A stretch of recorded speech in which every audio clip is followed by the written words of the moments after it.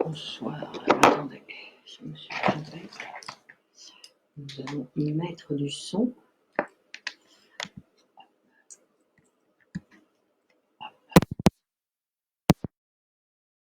Bonsoir, bonsoir à tous. Nous sommes connectés. Voilà. Il est 9h, c'est mercredi, 21h. Nous sommes mercredi 8 avril 2020. Je m'appelle Clémence Lenis et je suis psychanalyste de l'école de poésie et psychanalyse Grupo Zero de Madrid. Donc je suis là, bonsoir Carinette, et je suis là donc pour essayer de, le but, on va dire, de ces cours sur Facebook, ces cours gratuits sur Facebook, c'est pour proposer une lecture de l'œuvre de Freud pour développer et diffuser ces textes de Freud, on va dire, ces lectures de Freud, ces textes de Freud qui sont si importants, surtout dans la vie que nous menons aujourd'hui. Bonsoir Olivier.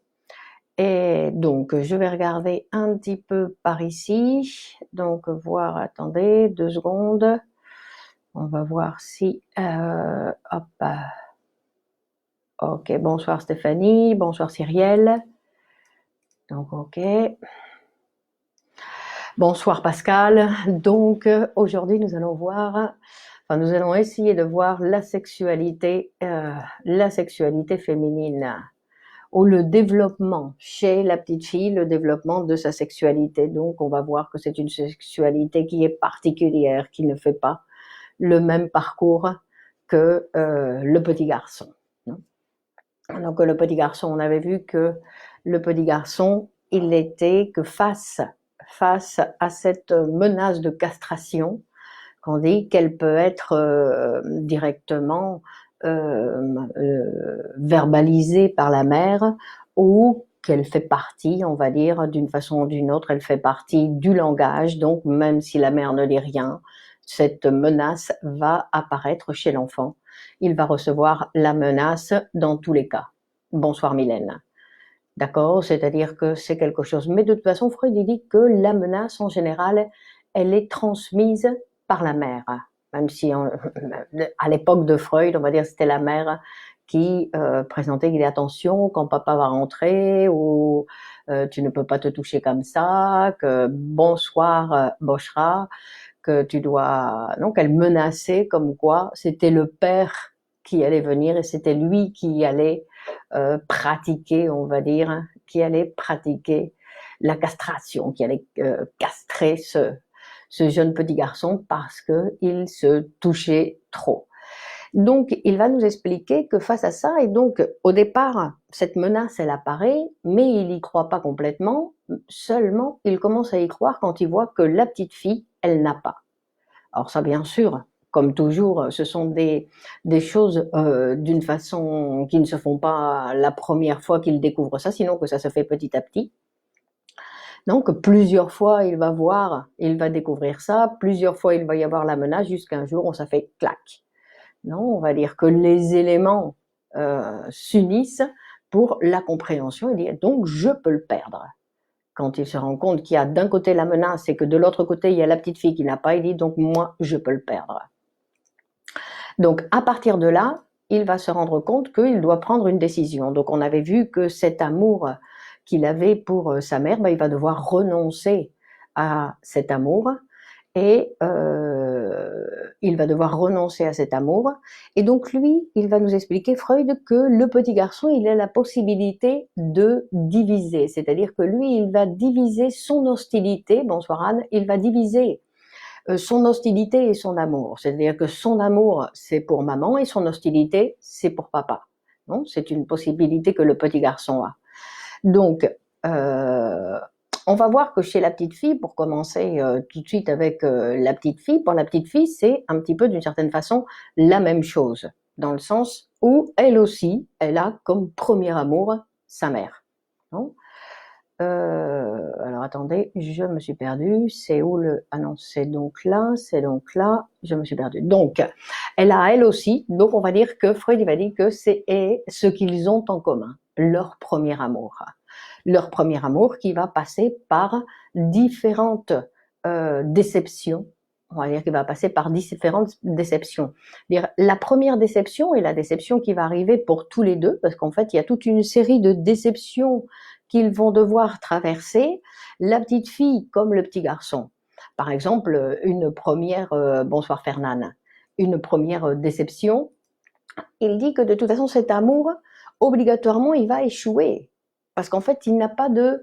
le petit garçon ne va pas marier avec maman, donc obligatoirement, il n'y a pas de... c'est un amour sans... Comment on va dire, c'est un amour sans... C'est-à-dire sans objectif, c'est-à-dire c'est un amour qui ne va pas pouvoir se développer, il va pas pouvoir, et ils ne vont pas, parce que le petit garçon comme la petite fille désire pouvoir avoir un enfant de maman, donc quelque chose de totalement impossible. Donc il y a cette première frustration.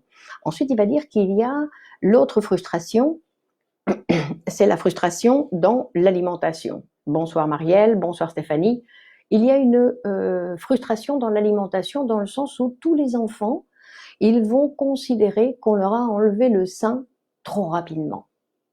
Trop rapidement, c'est-à-dire qu'ils auraient voulu continuer. Et Freud, il nous dit, même si la mère, elle met 5 ans ou 6 ans avant d'enlever le sein à son enfant, peu importe. Pour lui, ça va toujours être une frustration de devoir passer, non, la difficulté, bonsoir le roi, au Jonathan, et de devoir passer donc du lait à la cuillère, à commencer à prendre la cuillère et à commencer à mastiquer. Et ils vont toujours le vivre comme une frustration, cet abandon. Non, donc, ce qu'ils vont réveiller, bonsoir Raphaël, bonsoir Nouria, qui vont réveiller des sentiments hostiles envers la mère. Ensuite, il dit une autre chose de l'hostilité qui va venir, c'est les frères et sœurs qui vont apparaître.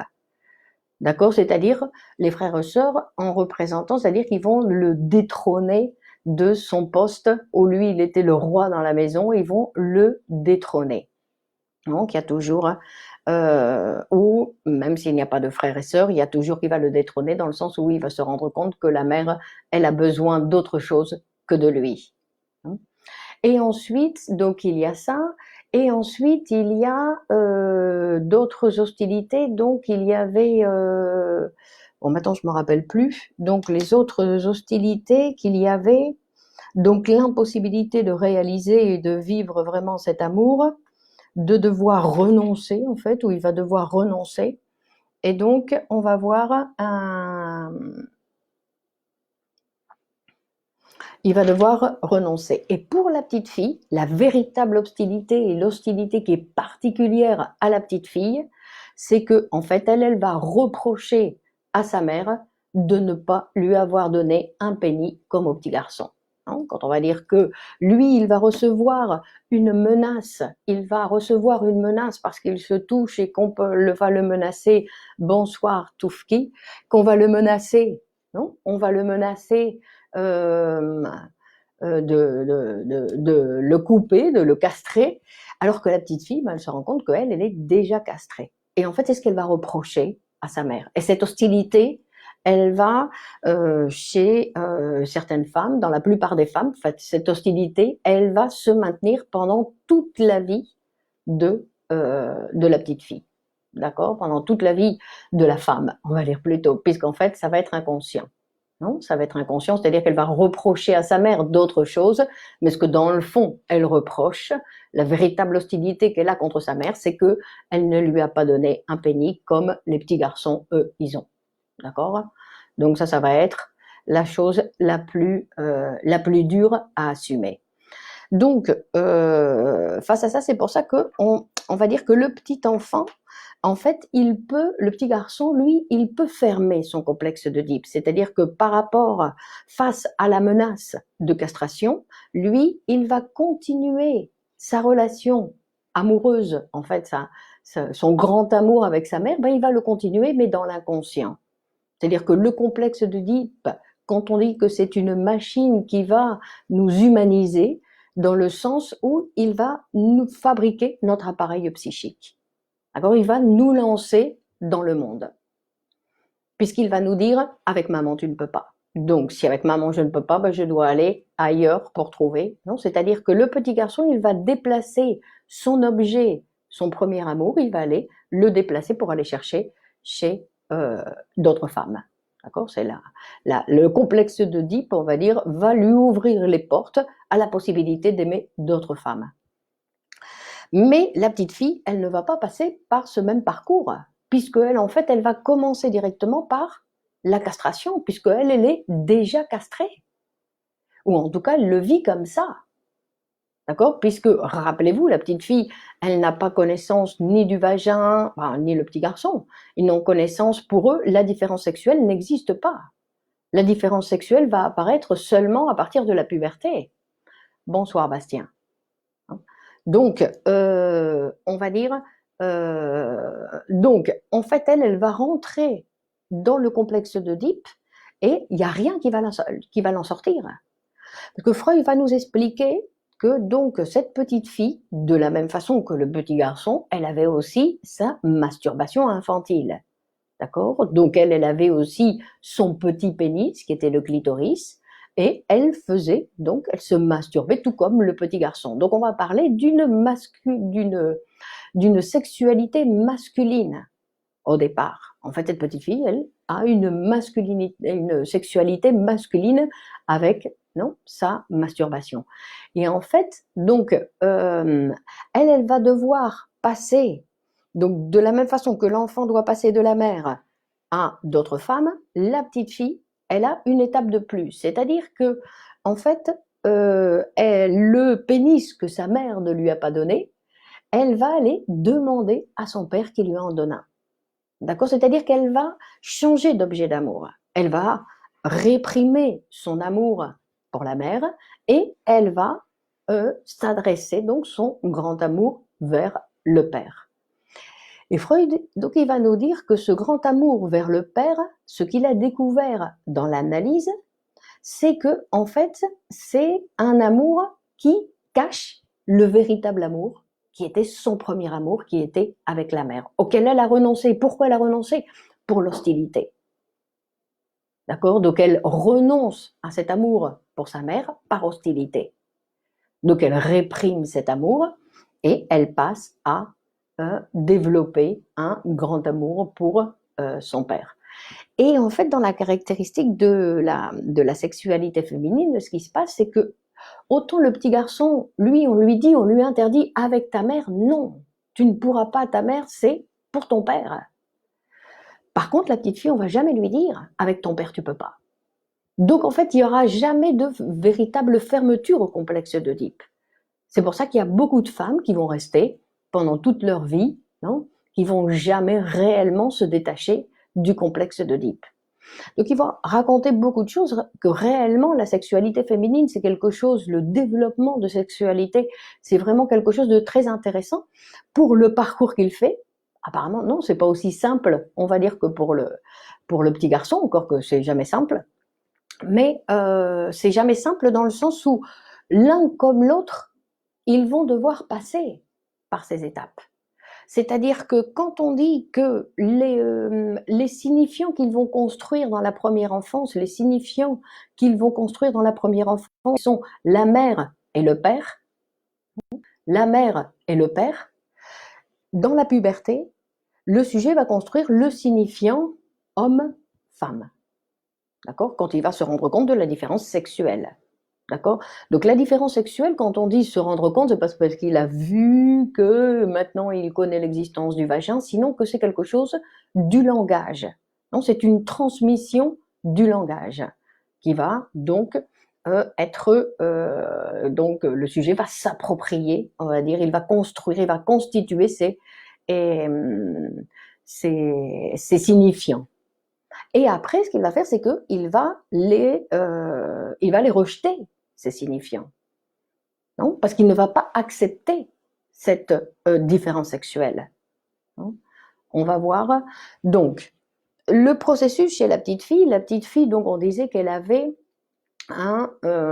donc sa sexualité masculine, elle va devoir en fait d'un côté passer de cette sexualité masculine, elle va devoir changer de localisation, on va dire génitale, dans le sens où elle va devoir s'ouvrir à la possibilité, non, du vagin, et d'un autre côté, elle va changer d'objet d'amour. Donc de la mère, elle va passer au père.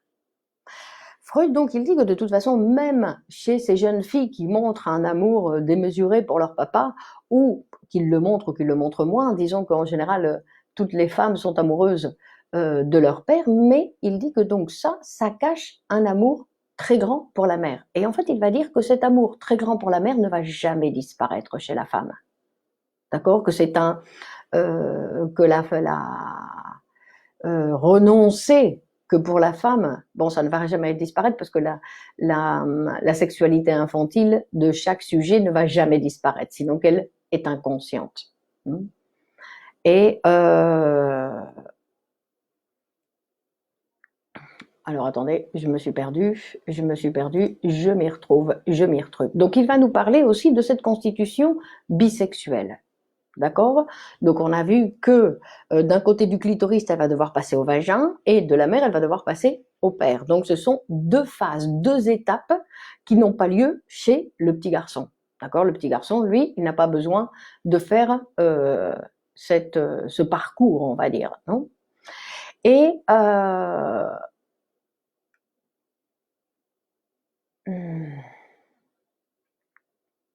donc une petite information que Freud il nous dit qu'il refuse la terminologie du complexe d'Electra parce qu'en fait il dit si on prend le complexe d'Electra, si on accepte cette terminologie, ça veut dire qu'on va présenter en fait une analogie entre le complexe d'Oedipe chez le petit garçon et le complexe d'Electra chez la petite fille. Il dit non, c'est le même complexe en fait pour lequel ils vont devoir passer, mais avec un parcours différent, avec des phases différentes. D'accord? Et donc, quand le petit garçon, il va passer donc par cette première répression primordiale où il va dire d'accord, je renonce à cet amour avec ma mère, mais je renonce pas complètement. Je me divise pour continuer à aimer ma mère dans l'inconscient et dans la réalité, on va dire, comme accepter d'autres femmes. Et ce qui va se passer, c'est que ces instances parentales, ces instances, elles vont s'incorporer, il va s'identifier. Non, je crois qu'on l'avait déjà vu la fois dernière. Il va s'identifier avec ses parents et que ce sont ces identifications qui vont s'appeler le surmoi. C'est-à-dire qu'il va garder la rigueur du père et il va maintenir le surmoi, va permettre de maintenir l'interdiction de l'inceste. Hein, et qui va permettre aussi le processus, non, pour lancer, on va dire, l'être humain dans le monde de la culture, non, dans le monde de la civilisation. Une autre chose qu'il va nous présenter, il va dire que quand cette instance paternelle est intériorisée, il va falloir, au départ, ça correspond complètement aux images des parents. Mais que petit à petit, dans le développement du sujet, en fait, le surmoi, il va devoir se dépersonnaliser. C'est-à-dire qu'il ne doit plus ressembler ni à papa ni à maman, il doit se donc il va simplement, ça va simplement être une instance qui va être là pour organiser, on va dire, pour faire participer à l'organisation de l'appareil. Donc, on va dire, et que l'agent, il va nous expliquer aussi que l'agent qui va restreindre donc cette sexualité infantile, c'est pour ne pas perdre cet intérêt narcissique que le petit garçon a avec son pénis, parce que lui, il se rend compte que ça joue un rôle important, et donc, pour ne pas perdre son pénis, il va se diviser. D'accord? Donc, c'est pour un intérêt narcissique.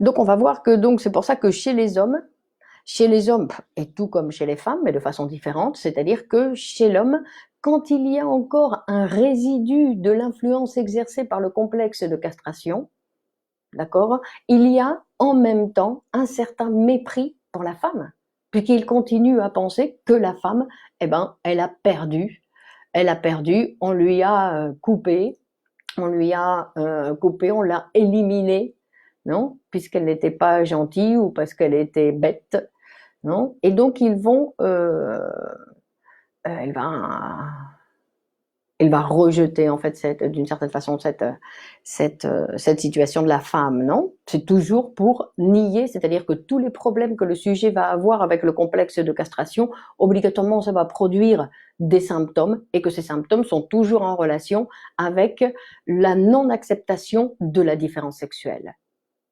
D'accord? C'est-à-dire que dans la conscience, oui, on sait que ça c'est une femme et que ça c'est un homme, mais dans l'appareil, on le rejette. D'accord? C'est-à-dire que c'est un rejet. Et on voit que ce rejet, parce que on le sait, on l'a appris, on est passé, c'est-à-dire que dans chaque sujet, le développement va se faire. Le développement va se faire jusqu'au bout. Mais après, on ne supporte pas cette différence, donc on régresse. D'accord? On régresse quoi? À ces étapes infantiles où la différence sexuelle n'existait pas, où les petites filles étaient stupides parce qu'on leur avait coupé. D'accord? Ou parce que ben ça allait pousser, on va dire, non? Donc et il va se passer la même chose chez la petite fille. C'est-à-dire que ce n'est pas parce que l'homme va penser avoir de mauvaises idées sur la femme, sinon que la femme elle-même, elle a des idées où elle se sent inférieure à l'homme parce que on lui a coupé. C'est-à-dire qu'elle fait la même lecture que le petit garçon quand elle régresse. D'accord?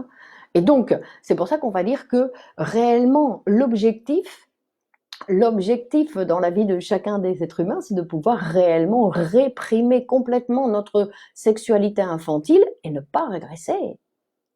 D'accord? C'est-à-dire que la sexualité adulte, c'est avoir réprimé, bien réprimé, parce qu'en fait, quand ça revient, c'est parce que ça n'a pas été bien réprimé. Quand on régresse, c'est parce qu'il y a un lieu où on peut revenir, non?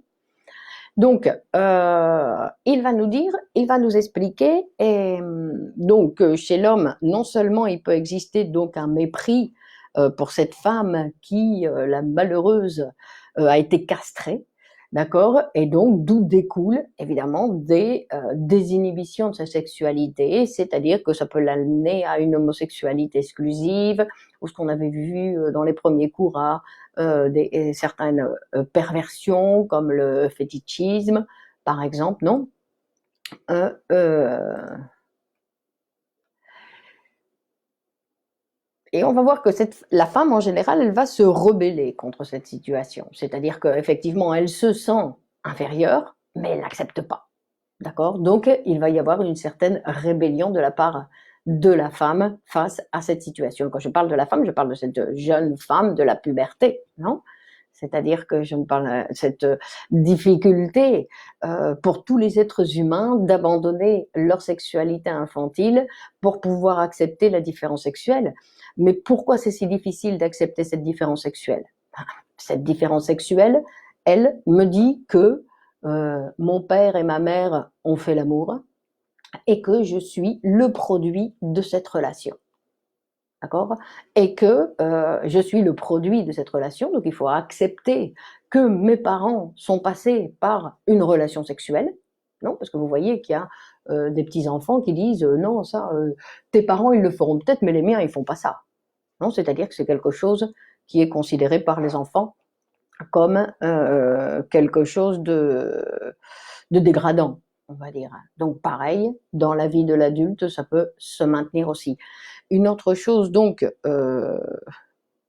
et en plus, donc la difficulté d'accepter que papa et maman ont fait l'amour ou ont eu une relation sexuelle et que je viens de cette relation sexuelle, parce que tout ça, ben, c'est associé avec notre espèce animale qui a besoin de se reproduire pour ne pas mourir.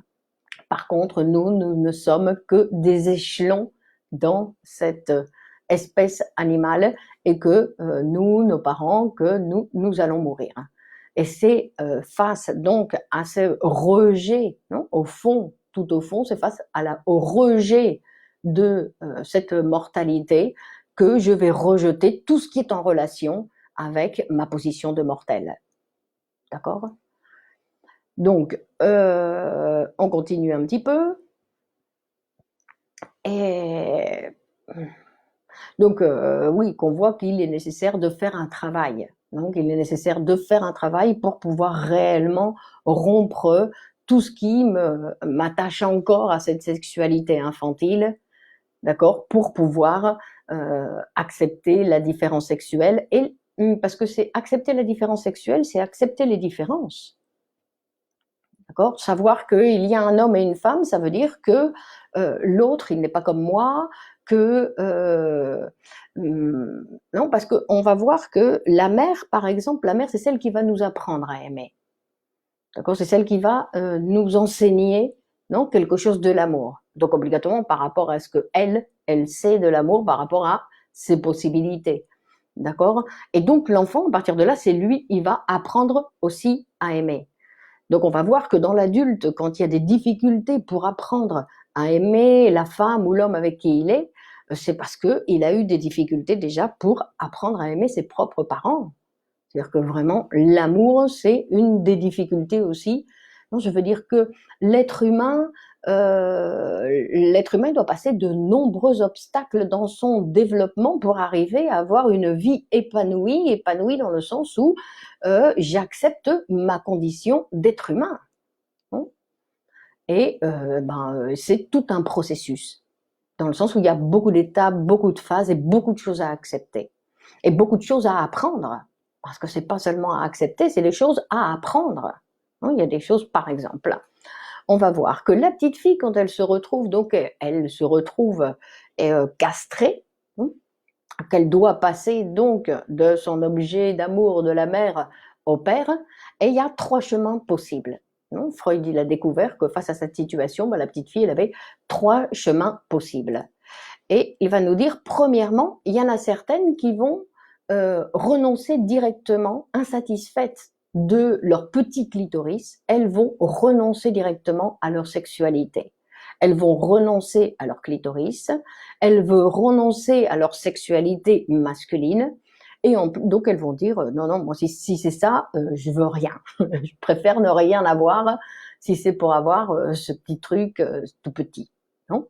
Et en plus, dit Freud, non seulement elles vont renoncer à leur sexualité, sinon qu'elles vont renoncer aussi à la position masculine de façon générale. C'est-à-dire que la position masculine, ce n'est pas seulement non avoir un pénis ou avoir, sinon que on va, peut-être qu'on le verra si on continue le cours, on verra jusqu'où on ira avec le cours, mais que la position, on va dire la position masculine, c'est celle qui couvre de nombreuses choses dans la vie et que la femme comme l'homme doivent pouvoir, selon la réalité, prendre place, non, face à la réalité, de pouvoir répondre dans une position masculine ou dans une position féminine. D'accord? Et donc il dit que il y a des femmes qui directement renoncent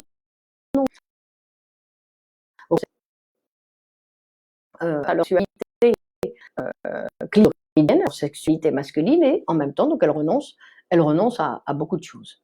D'accord? Donc on va dire que ça va être un grand inconvénient pour ces femmes. Ensuite, il y a la deuxième position où elle maintient sa masculinité et elle garde l'espoir que un jour viendra où j'aurai un pénis. Il va pousser, alors je sais pas, on va dire, il va pousser, il va grandir, il va se développer et un jour j'en aurai un.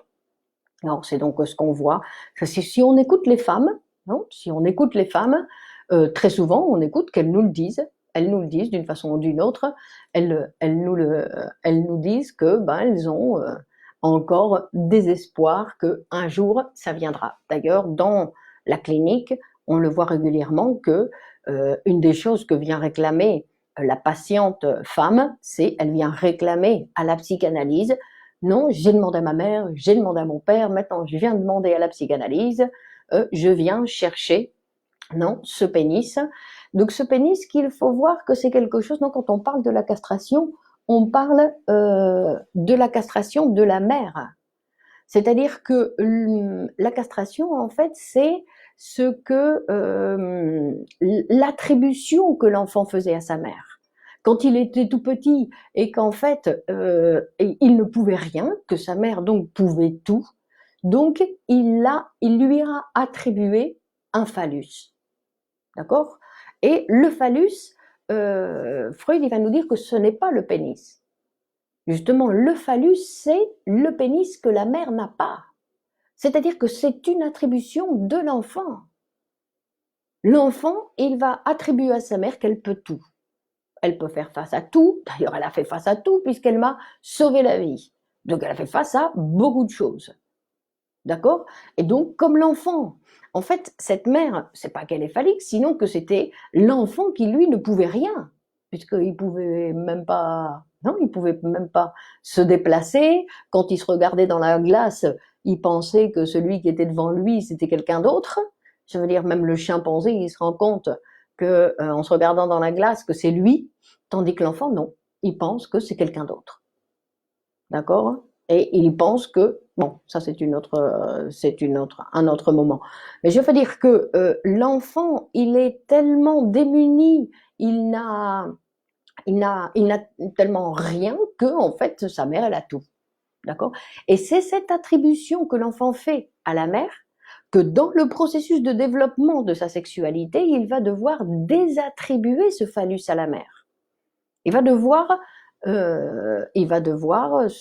humaniser sa mère, d'accord? Et donc en humanisant sa mère, il s'humanise lui, bien sûr, d'accord? C'est-à-dire que c'est tout un processus en chaîne.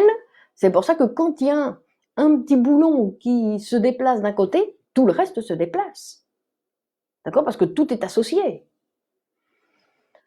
Donc, on disait que dans la deuxième position de cette fille qui va vouloir, cette jeune qui va vouloir maintenir donc sa masculinité, qui était menacée, en fait, donc elle garde l'espoir qu'un jour ça va pousser. Et en fait, pendant longtemps, elle peut avoir le fantasme qu'elle va se transformer en homme et qu'elle va se transformer en homme, qu'un jour ça va arriver. Et en fait, c'est un espoir qui n'abandonne chez certaines femmes, c'est un espoir qui n'est jamais abandonné. Et donc d'un côté il y a ça, et il va nous préciser aussi que donc ce complexe de masculinité peut déboucher sur un choix d'objet homosexuel. Et après, il y a la troisième évolution. Donc la troisième évolution, le troisième chemin. Donc en fait c'est tous des chemins que la petite fille va passer par les trois. D'accord? Après, il faut qu'elle continue parce que c'est toujours la même chose. Le problème, c'est quand il y a une détention, quand elle s'arrête quelque part, quand elle se fixe quelque part. Alors, ce n'est pas qu'elle se fixe parce qu'elle va jusqu'au bout. Non, elle va jusqu'à la connaissance de la différence sexuelle. Mais après, elle revient. D'accord? Elle régresse parce que elle ne veut pas accepter cette situation. Donc, il dit que la troisième évolution, c'est la troisième évolution qui conduit normalement à l'attitude féminine du complexe de type, c'est-à-dire qu'elle change, non, du clitoris, elle va passer au vagin, ou plutôt elle va avoir, en plus du clitoris, elle va avoir une nouvelle zone sexuelle, et qu'elle va passer donc de la mère au père, qui va permettre après l'ouverture aux hommes. Parce qu'en fait, ce qui se passe, c'est quand elle va demander donc aussi, elle va aller réclamer à son père un pénis. Donc pareil, quand vous écoutez les petites filles, vous voyez qu'elles réclament, alors elles réclament pas un pénis directement, puisque c'est quelque chose non, de sa constitution, elle ne va pas parler de sa constitution directement, mais elle va réclamer d'autres choses à son père, non? Elle va lui demander d'autres choses.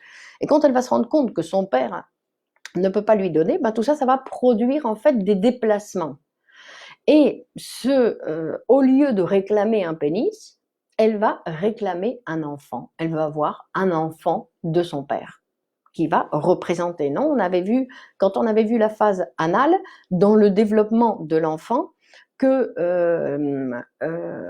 toute cette phase anale, en fait, il y avait les équivalents. On disait que le caca, c'était l'équivalent de l'enfant, c'était l'équivalent de l'argent, que c'était l'équivalent de l'enfant, du bébé, de l'argent et je crois d'autres choses. Je ne me rappelle plus.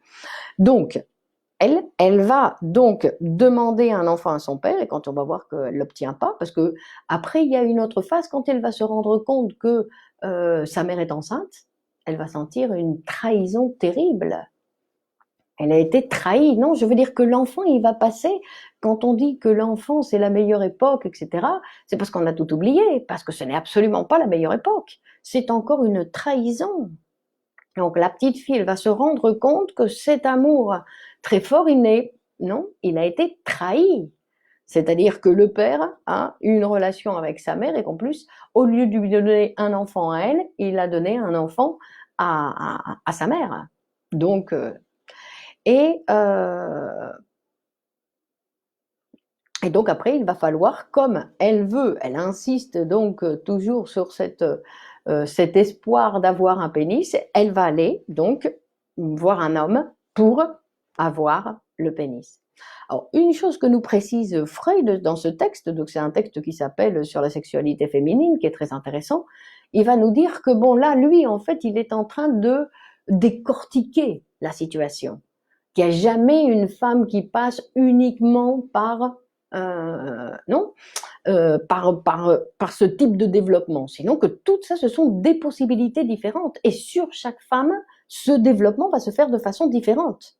N'oublions pas que tout ce que nous sommes en train de voir, c'est une manière pour nous aider à écouter le patient dans la clinique, pour écouter la patiente, comment elle parle et comment elle va faire référence donc à cette petite enfance qui a été réprimée.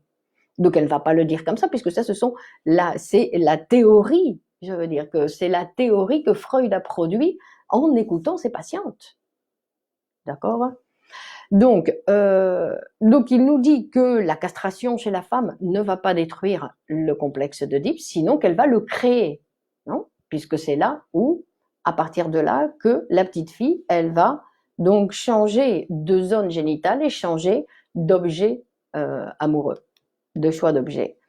Et en fait, dans la situation, donc c'est pour ça que la petite fille, en fait, elle ne va pas avoir elle va pas avoir, attendez, parce que sur chaque petite fille, il y a des situations différentes, mais disons que pour le petit garçon, quand on disait dès le départ que pour lui c'était plus simple dans le sens où il avait l'amour d'un côté et l'hostilité de l'autre, elle, en fait, elle ne va pas avoir cette possibilité-là de si bien séparer. Donc l'hostilité en général, ça va se maintenir sur la mère, non ?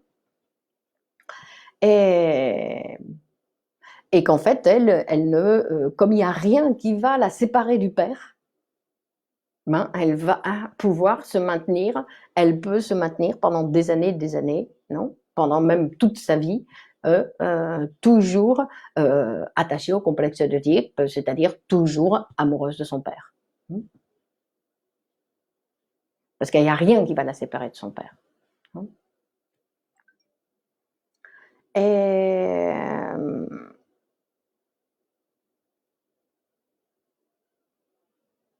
Et donc il va nous dire que cette phase, parce que quand il dit que l'amour que la petite fille a pour son père, en fait, il a découvert que cet amour qu'elle avait pour son père, en fait, cache, non ?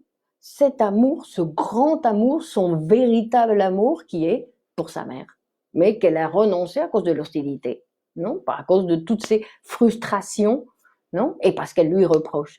Donc, il dit que cette situation, non ? Cette situation pré-édipique, non ? C'est quelque chose qui n'existe pas chez le petit garçon.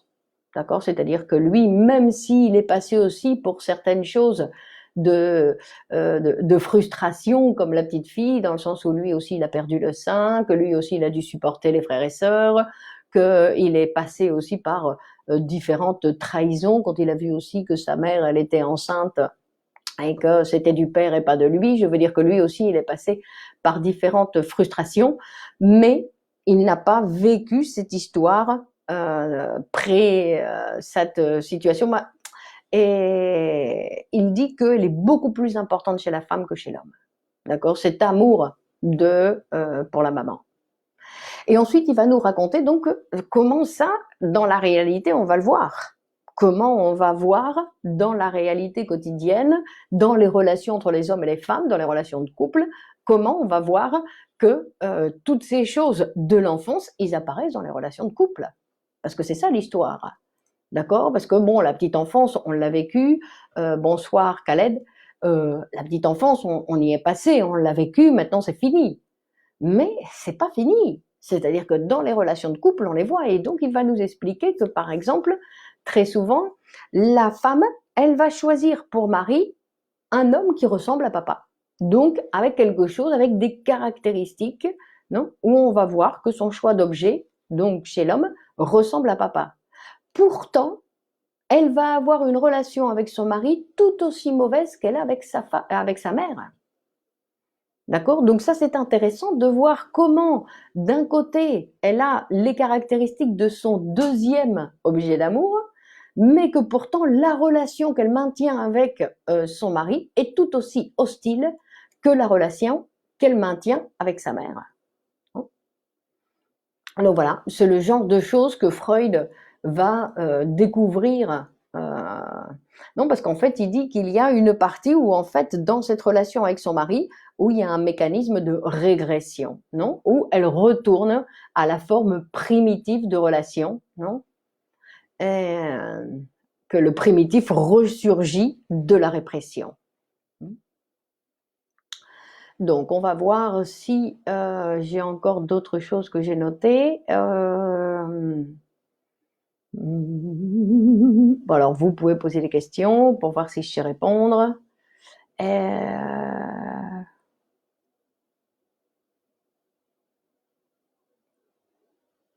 Donc, c'est comme si, on peut penser que c'est comme si l'histoire de la femme, non, le développement de la petite fille, c'est comme s'il y avait un travail de plus qu'elle doit faire.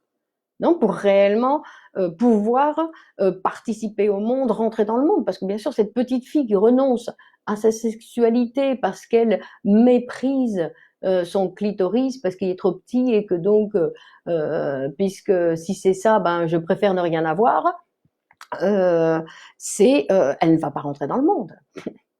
D'accord? C'est-à-dire que c'est une petite fille, c'est une femme qui va être petite fille toute sa vie et qui ne va pas avoir accès à la réalité matérielle, à la vie, qui va vivre toujours dans cette sexualité infantile. Hein?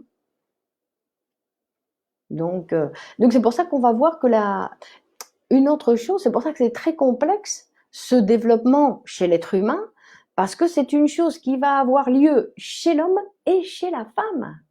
Ce n'est pas quelque chose qui est exclusif à l'anatomie féminine.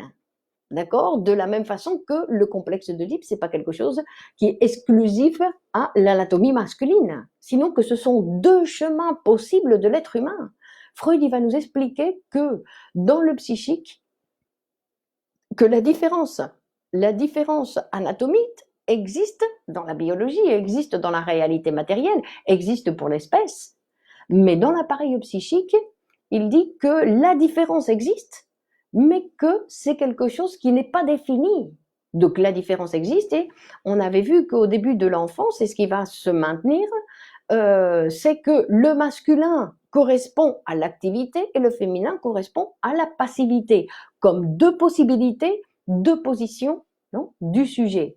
Mais ce n'est pas que ce ne sont pas quelque chose qui est défini dans l'appareil psychique. Non? Donc c'est pour ça que après on va dire non, je pensais par exemple aux ces femmes qui ont des problèmes ou des douleurs très grandes au moment de leurs règles. Non, que c'est quelque chose qui arrive, qui est assez fréquent. Alors quand ça arrive chez les jeunes filles, bon, c'est une chose, mais quand ça se maintient pendant de nombreuses années, c'est quelque chose qui est beaucoup plus surprenant, où on va voir que c'est quelque chose qui est en relation avec la non-acceptation de leur sexualité. De leur sexualité, c'est-à-dire de leur position féminine, non? De cette difficulté où tous les mois, leur anatomie vient leur rappeler que ce sont des femmes, parce qu'en fait, elles peuvent vivre en disant, non, elles peuvent vivre en disant, je veux dire qu'il n'y a pas il y a une différence anatomique, mais après, ce que peut l'homme, le peut la femme, et ce que peut la femme, le peut l'homme. D'accord? Ce sont des possibilités humaines. Donc, quand on accepte cette différence sexuelle, on peut passer, on va dire, de la possibilité de l'un à la possibilité de l'autre. D'accord? Que la véritable différence, c'est la différence entre un être humain et un autre être humain. Non? Et que nous avons aussi, les êtres humains, nous avons des difficultés à accepter les différences, que la personne avec qui on vit, on regarde comment il fait ceci, il fait cela, pourquoi il fait ci, pourquoi il fait ça. Donc, c'est simplement différent. Donc, et pas chercher à comprendre pourquoi lui il fait comme ci ou pourquoi lui il fait comme ça. Il le fait obligatoirement de façon différente parce qu'il est différent. D'accord? Et vous voyez que même si dans la théorie nous savons que nous sommes tous uniques, tous particuliers, tous différents des uns des autres, et pourtant dans notre vie quotidienne, on est tout le temps en train de se comparer, tout le temps en train d'essayer de donner des explications sur le comportement de l'un et sur le comportement de l'autre, où on voit qu'on a de grandes difficultés d'accepter, non, comment la différence, d'accepter la différence, qu'il soit homme ou femme, d'accepter la différence de celui avec qui je vis, de mes voisins, et donc c'est quelque chose.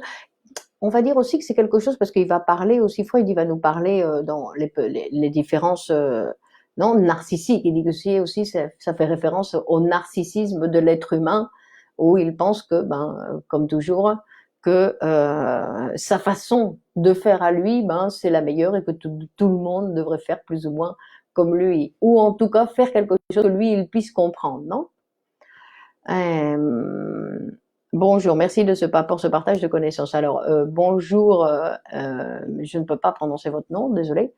Et chez le patient psychotique, chez le patient psychotique, ça c'est chez l'adulte, non? Donc chez l'adulte, chez le patient psychotique, quoi? Comment est sa relation avec sa sexualité infantile? Il y a le cas Schreiber, non, que Freud travaille, qui est un cas très intéressant où lui, il avait le délire qu'il voulait être une femme pour savoir quelle est la situation de la femme, c'est-à-dire que c'était un homme en fait, et qui fantasmait, non, qui fantasmait être une femme pendant la relation sexuelle, non, et ça c'était son grand fantasme de pouvoir vivre ça. Donc vous voyez, donc ce sont des choses impossibles, des choses impossibles. Donc la difficulté de l'être humain d'accepter la situation telle qu'elle est et de ne pas vouloir toujours autre chose que ce que l'on a. C'est une difficulté de l'être humain. On a des difficultés à accepter. Donc je vais regarder si j'ai encore quelque chose parce que j'avais pris plein de notes.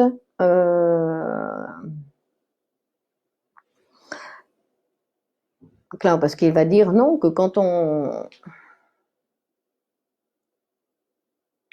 l'enfant renonce à la mère, il a accès à toutes les autres femmes. Et de la même façon, quand la petite fille va renoncer à son père, elle va avoir accès à tous les autres hommes. À tous les autres hommes, que tous les autres hommes sont possibles. Non? Et, et donc, ils vont maintenir, non? Vous vous rappelez, une fois que la répression primordiale a eu lieu, la relation avec les parents se maintient, bien évidemment, mais avec des sentiments de tendresse. D'accord? C'est-à-dire que cet amour exagéré que l'enfant avait envers ses parents va se transformer en relation de tendresse, d'accord? Puisque cette partie sexuelle a été réprimée. Donc, Freud va nous dire attention, derrière ces sentiments de tendresse se cachent réellement, non, ces relations infantiles, non? Et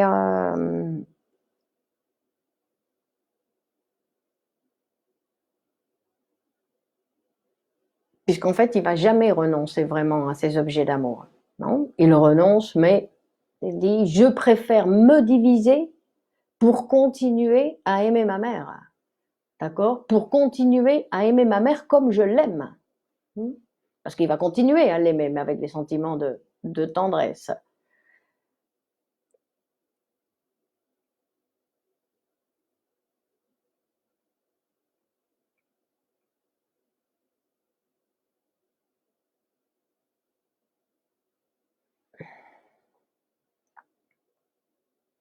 Donc l'histoire, c'est de pouvoir non, désattribuer le phallus à la mère, puisque c'est ça la castration, non, et que de pouvoir lui désattribuer ce qu'on lui a attribué. Quand vous voyez, non, je vois des fois des commentaires sur Facebook sur certains adultes qui parlent de leur maman comme quoi ben, c'était pas un être humain, quoi. On voit comment ils en parlent, c'est complètement démesuré. Ou les femmes, comment elles parlent de leur père aussi, c'est la même chose, non? Que c'était le meilleur de tous, le plus grand, le plus beau. C'est impressionnant de voir encore cette sexualité infantile, et en plus cette sexualité infantile qui est exposée là devant tout le monde et que tout le monde accepte et que tout le monde considère comme normal. Bah oui, c'est normal. Elle aime exagérément son papa, elle a 60 ans et elle adore son papa comme si c'était l'homme de sa vie. Bon, il y a beaucoup de femmes qui c'était leur père, c'est toujours l'homme de leur vie. Hein. Bon, alors vous n'avez pas de commentaires à faire? Vous n'avez pas de commentaires à faire?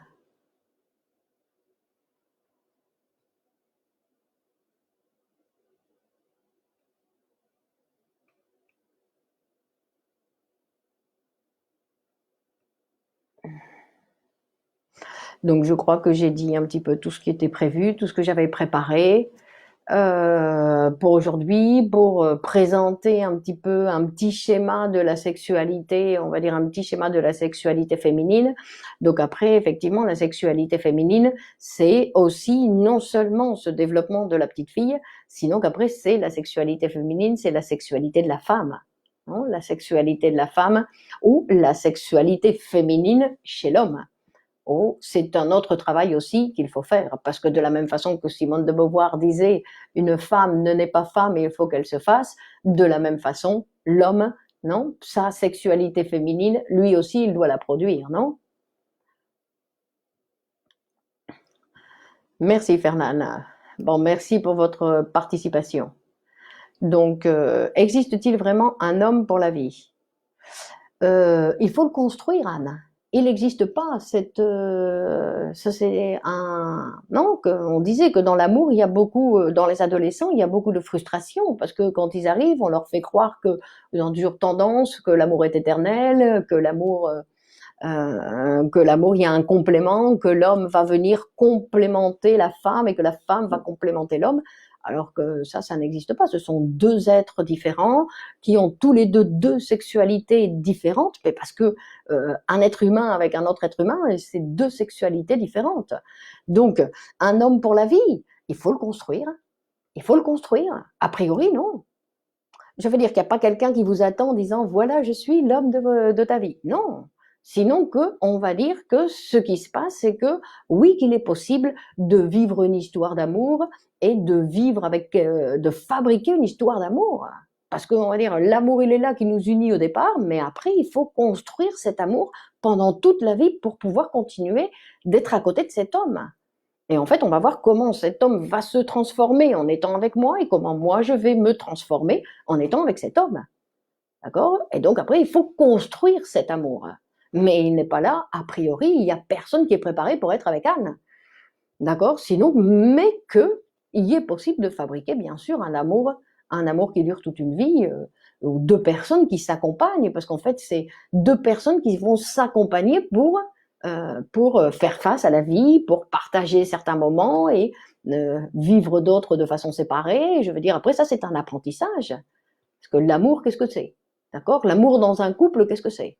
Parce qu'on va voir, Freud, il nous dit qu'en fait, on cherche dans l'autre un point commun avec nous pour pouvoir s'aimer dans l'autre. Donc, j'utilise l'autre pour m'aimer. Donc, quand on disait l'autre jour, non? Que quand on disait quelque chose de l'autre jour, que ce qu'on fait pour choisir notre objet d'amour, on va choisir ou quelqu'un qui était comme j'étais avant, ou quelqu'un qui est comme je suis maintenant, ou quelqu'un comme j'aimerais être. Hein.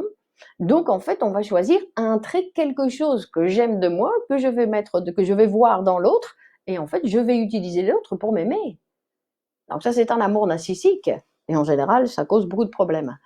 Que pensez-vous de l'instinct maternel, Stéphanie? L'instinct maternel, c'est pareil, c'est une construction, c'est pas quelque chose qui existe chez la femme, parce que c'est une femme, elle a un instinct maternel. Justement, il y a rien tout doit se construire chez l'être humain. C'est elle aussi, il y a beaucoup de femmes, quand elles se retrouvent avec leur petit truc là tout de suite, il y en a qui disent, mais qu'est-ce que je fais maintenant avec ça? D'accord? Je veux dire, en plus, tout ça qui va venir perturber complètement toute ma vie, donc il faut construire cette maman. On ne naît pas maman. C'est pas parce qu'on a un bébé que ça y est, on est maman. Sinon, il va falloir fabriquer, de la même façon qu'on doit fabriquer l'homme avec qui on va vivre, on doit fabriquer cet amour, on doit fabriquer notre maman, la maman qu'on va être. Histoire d'amour commence-t-elle toujours par une projection? Non, par une projection, non, par une histoire d'amour. Pourquoi vous l'appelez histoire d'amour s'il n'y a pas d'histoire? Au départ, il n'y a pas d'histoire. Au départ, il y a quelque chose que je vois en l'autre qui me permet de m'intéresser à lui. D'accord? Et puis après, après, on pourrait parler aussi de ce que c'est tomber amoureux, que c'est différent de l'amour. Non, tomber amoureux, c'est, on va dire, un petit peu, comme vous êtes intéressé par les psychotiques, c'est quelque chose un petit peu de psychotique, tomber amoureux. Non? Mais en général, c'est ce qui va nous permettre de commencer une relation avec quelqu'un, non? L'amour serait donc une conception illusoire. Tout à fait, tout à fait. Mais je ne sais pas si conception, c'est pas une conception. L'amour, c'est une illusion. L'amour, c'est une illusion, mais on va le dire au départ, on va dire non, parce qu'après, si vous passez 20 ans avec une personne et que vous avez construit une relation, qui est quelque chose qui se fabrique, que vous partagez certains moments, que quelqu'un qui peut vous écouter, je veux dire que c'est et en plus quelque chose de particulier. Parce qu'aussi, il y a, dans l'amour, il y a quelque chose qui est très intéressant, c'est-à-dire qu'il n'y a pas un type d'amour qu'il faut suivre et qu'il faut obtenir. Chaque couple doit fabriquer son propre amour. On est deux êtres différents et on ne ressemble à personne d'autre. Donc il n'y a pas l'amour, ça doit être comme ci, l'amour, ça doit être comme ça. Non, nous devons apprendre à éliminer tous ces préjugés, donc de là où l'importance de la psychanalyse qui va nous aider à ça, pour pouvoir vivre vraiment une histoire d'amour à moi, ma propre histoire d'amour. Pas l'amour que j'ai vu que mes parents avaient fait ou l'amour que j'admirais chez je ne sais pas qui. Non, ma propre façon d'aimer. Et de pouvoir aimer ensuite selon la personne avec qui je suis. D'accord? C'est-à-dire que non, les couples devraient apprendre à s'aimer, apprendre à s'aimer et à voir, parce que chaque personne aime d'une façon différente. Donc découvrir pour voir. Et en plus, ça c'est une autre histoire, il faudrait commencer un autre cours sur les relations de couple. La névrose peut-elle induire une régression vers le stade édipien? La névrose, c'est la régression, Marielle. C'est ça la névrose. C'est une régression, d'accord, avant le complexe d'Oedipe. C'est une régression avant le complexe d'Oedipe. Lacan disait l'amour naît toujours d'un malentendu. Qu'en pensez-vous? Par exemple, non? Dans ce sens-là. Bon, ça fait un petit peu comme de l'humour, non, Raphaël? Ça naît d'un malentendu, parce que oui, on croyait que, et puis après, il faut s'habituer et voir que c'était pas ce qu'on pensait. Bien sûr, quand on tombe amoureux, on croit que l'autre, il est ceci, il est cela, donc on lui attribue beaucoup de choses, et puis au bout d'un certain temps, non, il y a certaines personnes qui vivent, qui tombent amoureux, et puis après qui jettent, parce que, il m'a déçu. Il m'a déçu. Mais qu'est-ce que t'attendais? Non? On va dire bien sûr que c'est un malentendu. Non? On croit que l'amour est éternel et on croit qu'il y a une personne qui nous attend quelque part. Bon, tous les adolescents pensent ça. Donc tous les adolescents passent par ce genre de frustration. Après, il faut continuer. On va pas s'arrêter là. Il y a des gens après qui abandonnent. Donc face à la frustration, qu'est-ce qu'ils font? Poum, ils reviennent. Je retourne à papa. Je retourne à papa parce que de toute façon, dans la réalité, j'ai vu qu'il n'y a aucun homme qui va m'aimer autant que même mon papa. Alors que mon papa non plus n'est pas tout à fait capable d'aimer, dans la majorité des cas. Non? Il a aussi un amour particulier pour sa petite fille, ou c'est un amour toujours un petit peu bizarre. Non? Parce qu'il dit que de toute façon, Freud il dit aussi que ce complexe d'Oedipe, qu'en général, les parents favorisent aussi ces sentiments. Que les parents aussi, le papa, il est aussi d'une certaine façon amoureux de sa fille, etc. Perversion dans l'amour. Mais Anne, vous n'avez pas vu les premiers cours? Il y a toujours, non, Freud il dit que nous sommes tous pervers. Nous sommes tous pervers. Mais une chose, c'est n'être que pervers. Non, parce que quand il disait que la perversion, c'est n'être capable d'aimer que d'une seule manière. Alors, bien sûr, on est un peu limité. On a un seul objet d'amour, une seule manière. Donc après, non, quand on voit par exemple les gens qui ne sont pas capables, ils changent de couple, mais en fait ils restent la même personne. Donc ils transforment, non, l'homme avec qui la femme par exemple, elle transforme l'homme avec qui elle est pour qu'il redevienne comme l'antérieur.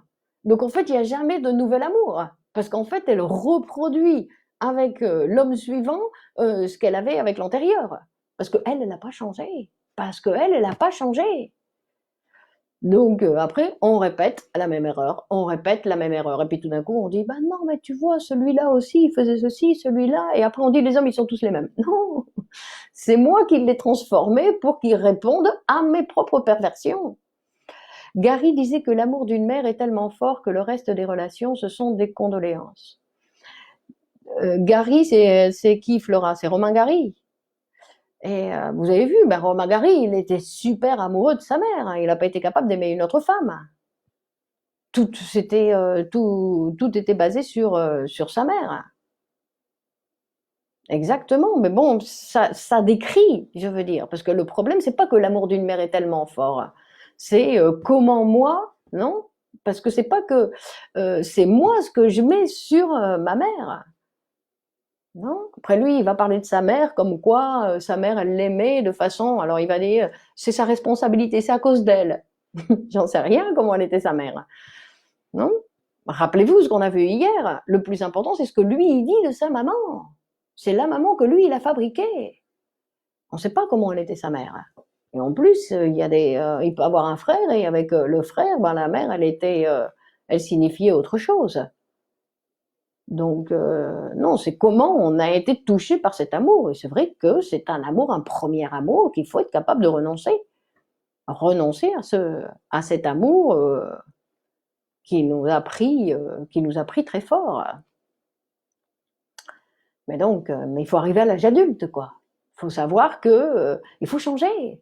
En plus, on l'a déjà vécu cet amour. Maintenant, il faut capable avoir d'autres amours, non, de vivre d'autres choses. En plus, cet amour avec notre mère, il est pas possible. Il va toujours échouer. Il n'y a pas de résultat. On n'arrive à rien. Donc, être amoureux de maman, pourquoi faire? Pourquoi faire?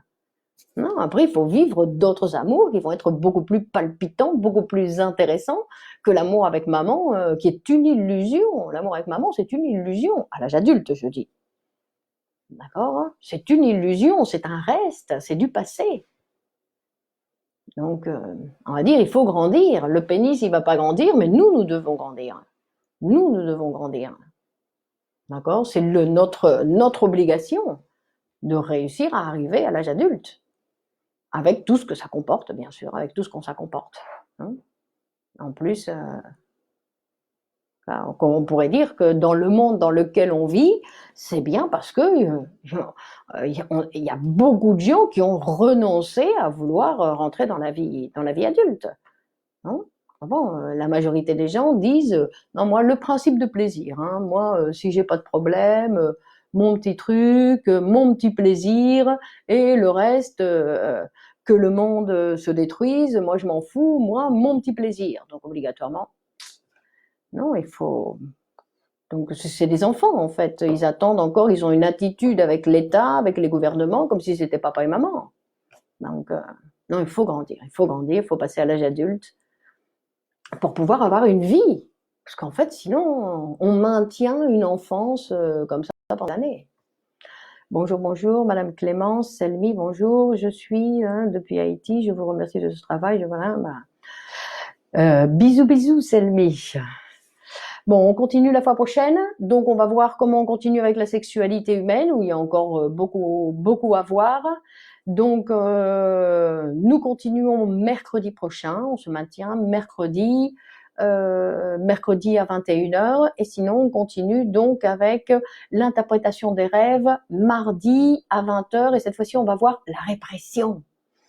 On va voir la répression. Donc, vous voyez, ce sont deux cours qui sont intéressants de les voir en parallèle parce qu'en fait, Le phénomène qu'on va voir dans les processus du rêve, c'est aussi donc un mécanisme qui fonctionne pour le développement, donc on va voir quand est-ce qu'il s'est produit cette répression. Donc aujourd'hui, nous avons vu là plusieurs fois, comment s'est produit cette répression primordiale, et cette répression primordiale, après dans l'interprétation des rêves, on voit comment elle continue à fonctionner et comment elle fonctionne dans l'appareil. D'accord? Donc bisous Fernande, donc bonne continuation à tous, merci de partager donc cette vidéo à droite à gauche avec les gens qui vous entourent, pour que tout le monde puisse s'intéresser, et on continue donc la semaine prochaine. Donc bonne fin de soirée Olivier à vous aussi, donc bonne continuation, bon confinement, prenez soin de vous, et c'est Juliette, non? Merci pour tout, j'imagine. PGTJU, ça doit être Juliette, non? Bon, c'est une petite déduction rapide. Donc, merci à vous, Marielle. Donc, merci pour ce partage.